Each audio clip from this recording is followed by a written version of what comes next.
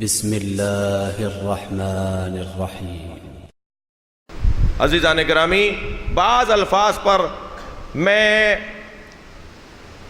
کچھ زیادہ حساس ہوں، اتنی ضرورت نہیں ہے مجھے حساس ہونے کی۔ بعض الفاظ کے استعمال پر میں کچھ زیادہ حساس ہوں، مجھے اتنا حساس نہیں ہونا چاہیے، اس پہ لڑائیاں نہیں ہونی چاہیے کچھ موضوعات پر۔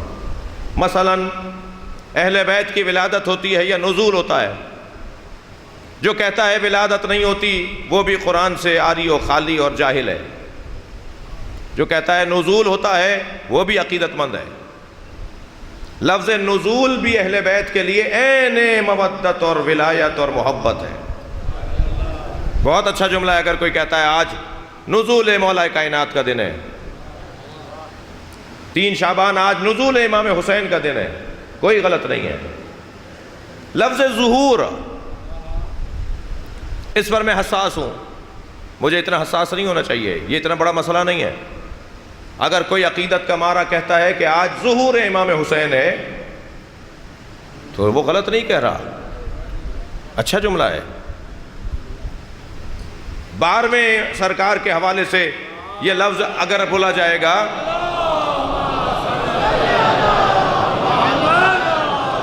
تو وہاں سمجھانا مشکل ہو جائے گا کہ آپ کے جشن کے لیے کہا جائے جشن ظہور امام، تو وہاں سمجھانا مشکل ہو جائے گا۔ لیکن باقی ائمہ کے لیے کوئی غلط نہیں ہے اگر کوئی بول رہا ہے۔ لیکن اگر کوئی کہہ رہا ہے کہ ولادت کا لفظ غلط ہے تو وہ بھی کم علم ہے، اس لیے کہ قرآن مجید میں معصومین کے لیے لفظ ولادت آیا ہے، حضرت عیسیٰ اور حضرت یحییٰ کے لیے آیا ہے لفظ ولادت، کہ ان کی ولادت ہوتی ہے۔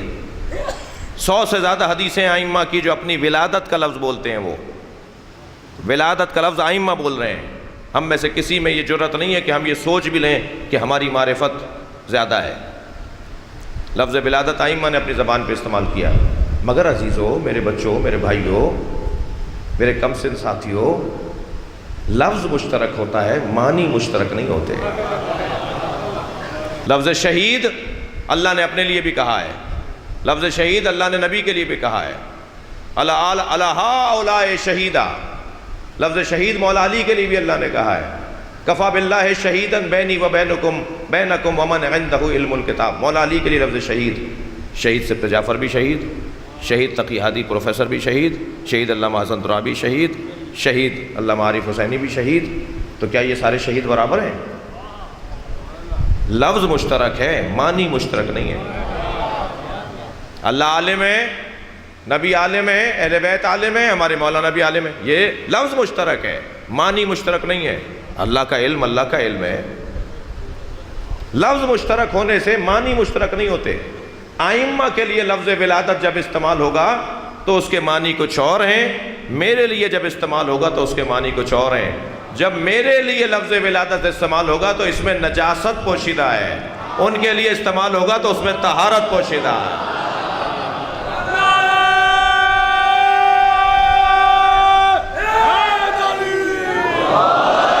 اگر آپ ہمارے لیٹسٹ ویڈیوز کے بارے میں جاننا چاہتے ہیں تو ہمارے چینل کو سبسکرائب کریں اور بیل آئیکن کو پریس کریں۔ شکریہ۔